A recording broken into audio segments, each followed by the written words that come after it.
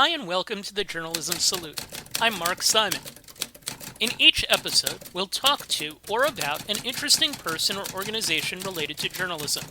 The intent is to show that journalists are not the enemy of the people. Thank you for listening. On this episode, we're joined by Kadjata Bah. Kadjata is an incoming freshman at Yale University. She was the 2023 Wisconsin JEA Student Journalist of the Year from Madison East High School in Madison, Wisconsin. Hi, Kadjata. Well, hi, Mark. It's nice to speak with you today. Cool. So let's start out by talking about some basics. Where you're from, I mentioned it already, Madison, Wisconsin. But can you tell us about where you've lived and tell us about your family? Yeah, so I was born and raised in Madison, but my parents are both immigrants from Guinea who moved to Madison from New York in 2003. Okay, did they have any background in journalism or writing or anything that has led you in the direction that you're headed? Not really. Both of my parents are kind of science, health oriented people, so not so much in the family connection there. All right, so then what's your journalism origin story? Where did it all begin? I never really thought about journalism or what it was before I started going to the Simpson Street Free Press, which is a youth newspaper here in Madison, Wisconsin. I really loved writing stories and telling stories, but I never really thought about the news or who was writing it or who was telling us about the world on TV and on paper and on the radio. But once I started at Simpson Street, I was kind of opened up to the world of what journalism was, what it looked like, and who were the journalists. And that's where it all really began. And how old were you when that happened? I was about 11 years old. Oh, okay. So you've been into journalism for quite some time already.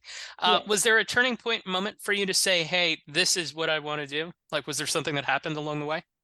I wouldn't say that there was a moment, but it happened actually quite a while after I actually started doing journalism. It was more maybe a few years ago when I was kind of thinking about what I might want to do with my future. And I thought really deeply about the writing, the storytelling that I was doing in the community with Simpson Street and with other organizations. And I realized that I kind of fell in love with being able to tell the stories of the people in my community and to be in service to them through writing and through storytelling. And I guess it was more a culmination of lots of experience and lots of opportunities to see what journalism is about, but not exactly like a pivotal moment. Or you were a teen editor for Simpson Street Free Press too. So you did the writing aspect and the editing aspect, which means, I suppose, that you were editing the people that were essentially you 5 years ago, 6 years ago, 7 years ago. How did you explain journalism to someone that was considerably younger than yourself? Yeah, that's a really good question. I think a lot of what my job was first having relationships with the younger students and using the expertise that I had once being in their shoes, right? And not really knowing what journalism was or how to go about doing journalism. But I think most of the young people that come through Simpson Street come in not really knowing what it's about, not really knowing what it'll be like. But through the help of teen editors, I think it's I think what's most important for young writers to understand about journalism and what I tried and what I hope that the young people that I worked with now understand about journalism is that you're not writing for yourself, you're not writing for school, you're not writing for an assignment when you are writing for journalism. You're writing for your readers, you're writing for the community, you're writing for the public. Whether their story was about polar bears or the first library in the world or a new exhibit at a museum or the zoo or whatever they were writing about at their varying levels of experience, that they're writing, that in journalism you write for others, you write for others to learn and experience and understand the world around them. And I think that was something that was really important for me to learn, and something that I hope that young writers, as they explore journalism, kind of come to find on their own as well. So I'm looking at your Student Journalist of the Year portfolio, and I want to ask about a couple of stories. And these were done again for entities outside of your high school. I know that they didn't necessarily have the full resources journalism wise. You wrote about the Africa Club at Madison East, and what was the experience of writing about something that seemed very personal to you? Yes, so this was a story that I wrote for the East Side News, which is a community paper on Madison's East Side. And the Africa Club story was so, I mean, it was really important and it was really fun getting to know just another side of East High School and the students there, a lot of students that I knew and were friends with. It was an important story in that I thought that Africa Club and what Africa Club did was kind of overlooked at our school and in our community. And even I, at some points, was kind of like, well, it seems like Africa Club is more just like a social space for African students to like meet each other and talk over lunch. But in writing this story, I learned a lot more about the purpose of Africa Club and what they do. And it's a lot more than just a sit and chat club. And it meant a lot to me to be able to tell that story as well as an African student from East, telling the stories of other African students at East whose experiences I didn't necessarily share. So that story was, I mean, it was a really important story to me, and I'm really glad that I was able to put some of these students and these teachers' voices out there in the community. It definitely stood out in your portfolio.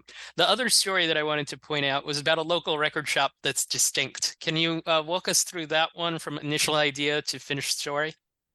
Yes, so this one was also an East Side News piece, and I was kind of just told by the editor, there's this brand new record store on the East Side, go see what it's about. And it happened to be right next to East. So it was really accessible, but I when I first got this story, I immediately went online and started looking into what this place was. What is Bone Set Records? And there was already a bit of publicity about the record store before I wrote about it. So I kind of combed through all of the news pieces that were already out and kind of I took notes on what I was noticing and the consistencies within each article, but then also looking for what gaps I could fill in what the news pieces weren't giving weren't giving me as a reader. Things that I was wondering more about who was running this space and what Bone Set Records was about. And so then I borrowed one of the cameras from that we used for yearbook from school, and I headed over to Bone Set with my two younger sisters actually, and they kind of just perused the space while I talked to Maggie Denman, who was the owner of Bone Set Records. And I usually like to keep my interviews pretty informal so that the person that I'm interviewing feels feels comfortable and feels like they're in a place, they're talking to someone that they trust to be able to tell their story. And we just had a really interesting back and forth kind of conversation about what brought her to start Boneset Records and why it was so important for her as to be one of the first or the first woman owned, person of color owned record stores in Madison. And then after that, after the interview, I was kind of another one of the parts of doing this story for the East Side News was taking photos. And I was still learning about photography through my yearbook class at school. And I had a lot of trouble getting candid shots because I got really anxious at the idea of like just like taking pictures of people without them knowing. And so Denman, she was really cool about it, and she said we could do some like fake candid photos first so that you can get a feel of just taking photos. And so she like fake posed for me for some of them, and then when I kind of got the hang of it and she had some customers coming in and things, then I just started taking pictures of her, of the space, which was a really eclectic, really fun, nostalgic place in a basement where people wouldn't have found it. But after kind of gathering what all that I could about the ambiance of the record store, gathering what I could about Denman, about her story, and the notes that I had previously taken on the record store before going in for my interview, I kind of just sat down and started drafting. And this part of writing is sometimes really rough because I expect it to be perfect before it gets any edits or any like revisions. And but it's really just about just getting something down on the paper and letting whatever happens afterwards happen afterwards. But I got a draft down and I showed it to a few people, got some good revisions on it, and then sent it into the editor, and that was it. But that was a really, really fun story because I really loved going to all of the record stores in Madison, and um, that one, that Boneset Records, it was really, it was really exciting. I think she was open only a couple weeks when I came in to talk to her, but she actually just recently um, closed Boneset Records and moved to Milwaukee. So, but she's still pretty involved in Madison and comes down to do pop-ups at with Boneset Records every so often. So it's still nice to Yeah. see what she's made out of her business. And I looked at the photos. The photos look good. And I'm looking, and you've kind of got like this nostalgia beat thing going because you also did a piece about an arcade that has 80s and 90s video games called Nerd Haven, where again, you've got a picture of someone playing an arcade game and you can see all the old school, at least old school for you, that was my childhood for me, video games that are in the background. So that's cool that you got to do you kind of got to establish that as a beat. What other internships have you done? My very first internship was with the Dane County Land and Water Resources Department in which is a mouthful. Back when I was just going into seventh grade, I think. So it was really interesting working with. This was through Simpson Street, and I worked with a lot of students that were much older than me, including a couple that were graduating high school. But being that young and working with them as peers and not just like a little kid was was a really interesting experience. And I never considered myself to be an environment buff. I knew, what little that I knew about things like climate change and more general topics. But in that internship, I learned a lot more about the environmental issues that were affecting our county specifically.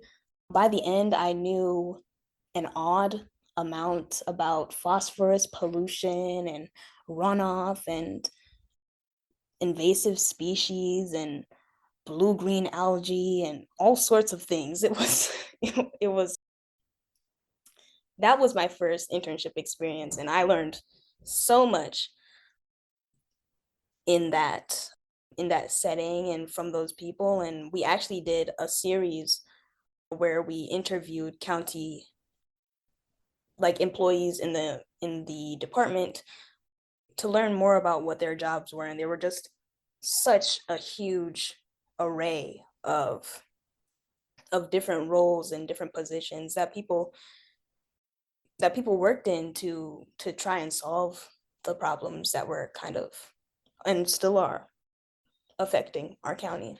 After that, so I did a week at the Cap Times the year afterwards, where I wrote small blurbs about upcoming events in Madison, and I just got to see kind of what the inner workings of a newsroom were like.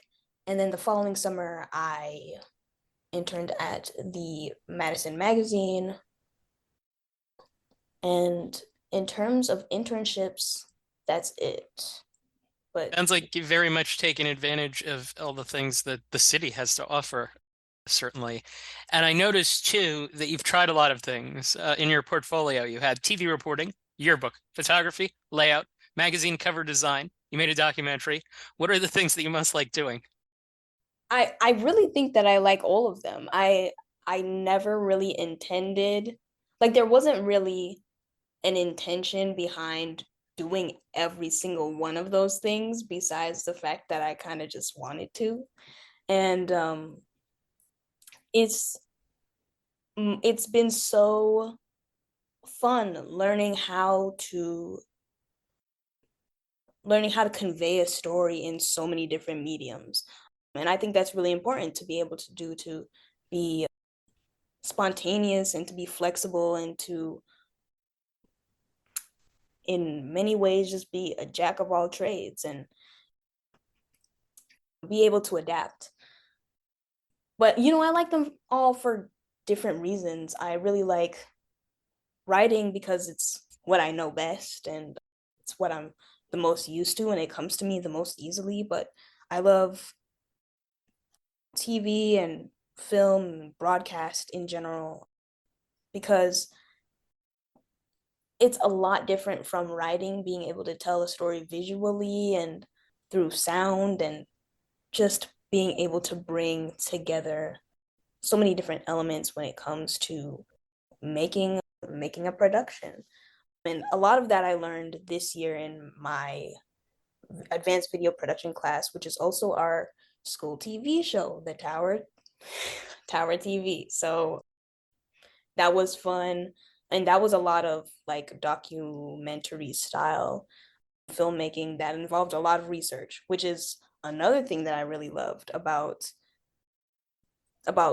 documentary and things like that is just the element of research and diving into the past and kind of trying to trace where the present comes from. And yeah, I mean, I really love all of them for lots of different reasons. And magazine magazine covers and layout design kind of just it activates the creative part of me. I mean, all of them do, but that more in that I also consider myself to be an artist, so that's another way for me to inject that into my journalism practice. That's great, and this is certainly the time in your life that you should be doing that, and so that's a great example for others. Try everything. I wanted to comment, or I wanted you to comment about something that I read on your website. You said we make mirrors and windows out of ourselves to shape the world we want to see for the people who matter most. A commitment to diversity, to identity, is a commitment to my community. My work is a dedication to the people, my people. You're a young Black African Muslim woman. How has that impacted what you write about? I think just going back to what I wrote about windows and mirrors, having a marginalized identity, I didn't really see much of myself in the media and in the media in general, but also that whenever I happened to, it often wasn't positive.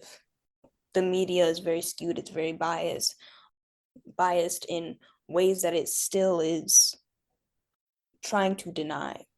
And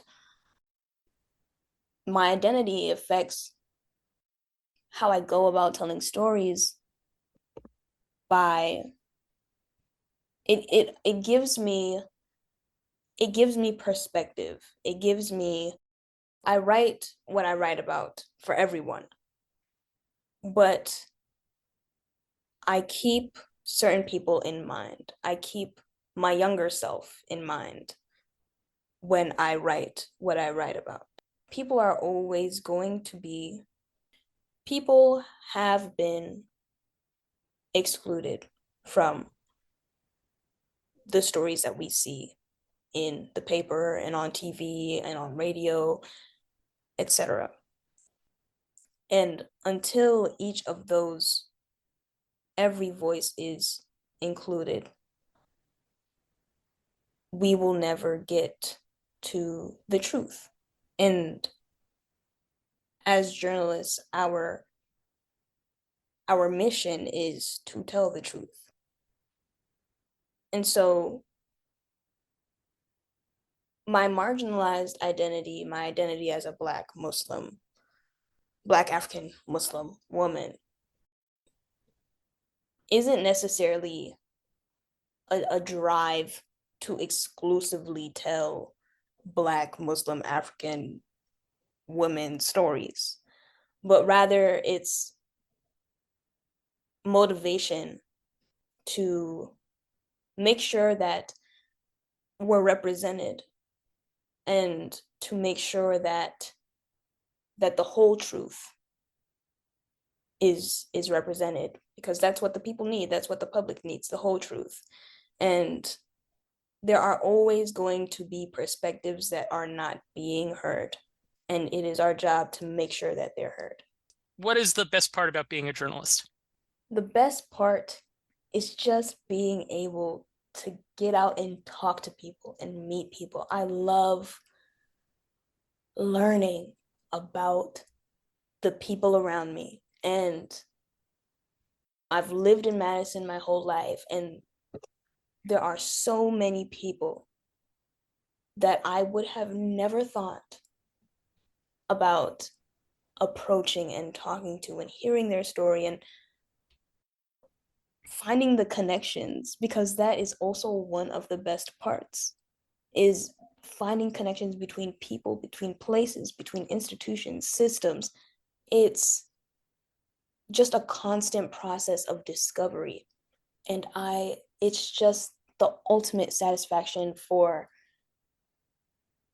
this almost infinite curiosity, right? That there are always questions that you can ask.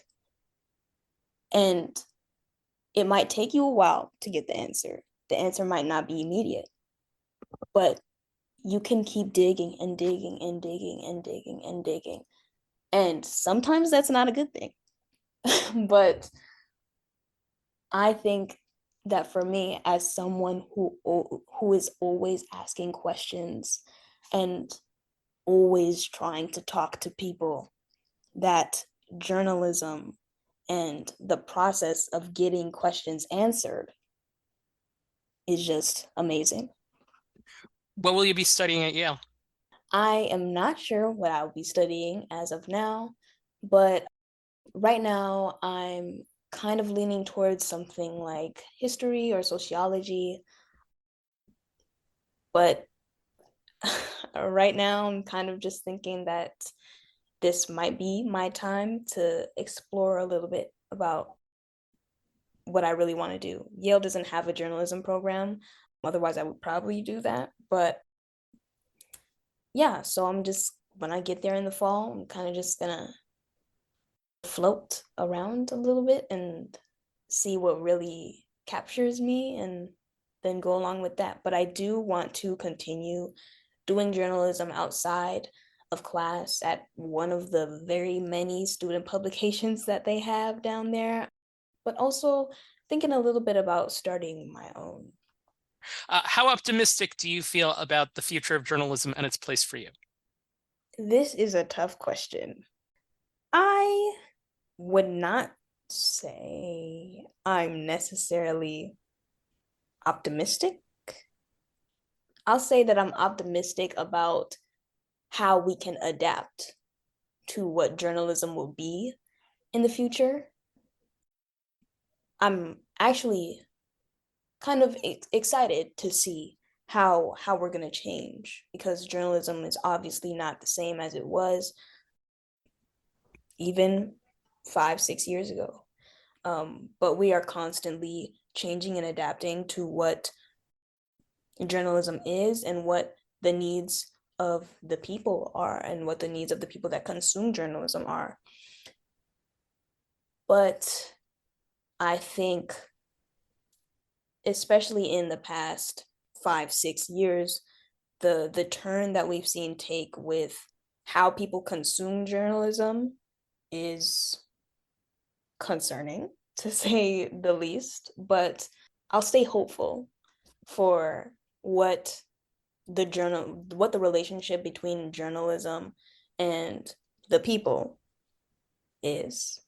I don't know how that will change and adapt and look like, but I will confidently say that I am optimistic for how we'll adapt to those changes and start to repair the relationship between the press and the people, which is a relationship that has been around since the beginning of this country, and an important one. I'm on the fence, but we'll see.